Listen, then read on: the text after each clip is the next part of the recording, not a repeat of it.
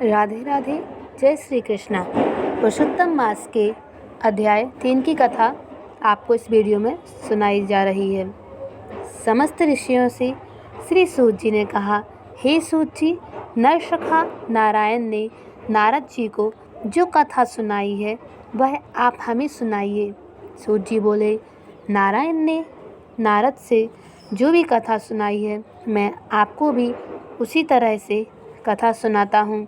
यह कथा राजा युधिष्ठिर ने श्री कृष्ण से भी सुनी थी।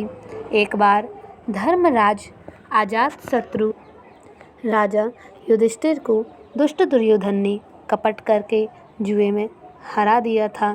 दुशासन के कहने पर दुर्योधन ने द्रौपदी के बालों को खींचा, तब श्री कृष्ण ने उनकी रक्षा की। इसके बाद प्रतिज्ञा के अनुसार पांडव राज्य त्याग कर वन को चले गए। वन में उन्होंने अनेक प्रकार के कष्ट उठाए। एक बार श्री कृष्ण कामाख्या वन में पधारे। अपने सामने भगवान को पाकर वे बड़े ही प्रेम भाव से मिले और भगवान के चरण कमलों में प्रणाम किया। द्रौपदी ने भी बारंबार श्री कृष्ण भगवान को प्रणाम किया। पांडवों की यह दशा देखकर श्री कृष्ण भगवान जी बहुत दुखी हुए और तब भक्त वत्सल विश्वात्मा भगवान श्री कृष्ण धृतराष्ट्र के पुत्र दुर्योधन आदि को भस्म कर डालने की इच्छा से कोप करने लगे। अर्जुन श्री कृष्ण के इस विकाल रूप को देखकर कांप उठे। द्रौपदी ने तब भगवान से हाथ जोड़कर उनकी स्तुति की और अर्जुन से कहा, हे नाथ, आप जगत की रक्षा करने वाले हैं, मैं इस जगत से बाहर नहीं हूँ, तब आप मेरी रक्षा क्यों नहीं करते? सांसारिक दुखों को मुझसे दूर करिए। मैं तो मेरी दुख को समझती हूँ और आप भी मेरे दुख को भली भांति जानते हैं। हे प्रभु, मैं आपके चरण कमलों में प्रणाम करती हूँ।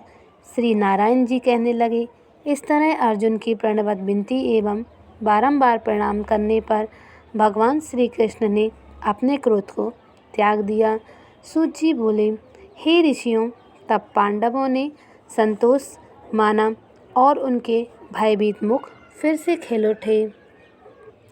श्री कृष्ण जी बोले, फिर अर्जुन ने वह कृष्ण भगवान से वही प्रश्न किया जो अभी आपने मुझसे किया है। तब श्री कृष्ण जी ने 2 घड़ी ध्यान किया और बोले, पांडवों के हित के लिए इस प्रकार के वचन, हे राजन, आपने यह अनोखा प्रश्न किया है और इसका उत्तर मैं आपको देता हूँ। चैत्रादिक मास मणियाम याम त्रियाम अयम उत्तरायण दक्षिणायन वर्षयुग अंत और इससे परे नदी, सामंत, झील, बावड़ी, कुएं, पल्लव, निर्जल लता, वृक्ष, औषध, वनस्पति, बांस वृक्ष, नगर, ग्राम सभी मूर्तिमान हैं और अपने अपने गुणों के कारण ही पूज्य हैं। इन सब में कोई भी ऐसा नहीं है जो अपूज्य हो या पूज्य न हो या स्वामी रहित हो। हे पांडुपुत्र, इनमें से एक समय अधिक मास की भी उत्पत्ति हो गई थी। सब लोग उसे अनाथ, निंदनीय, स्वामीहीन, अपूज्य और मलमास के नाम से पुकारते थे। शुभ कार्यों के लिए इसे त्याज्य कहकर इसकी निंदा की गई। ऐसी निंदा और अपमानजनक बातें सुनकर अधिक मास तेजहीन और दुखी हो गया।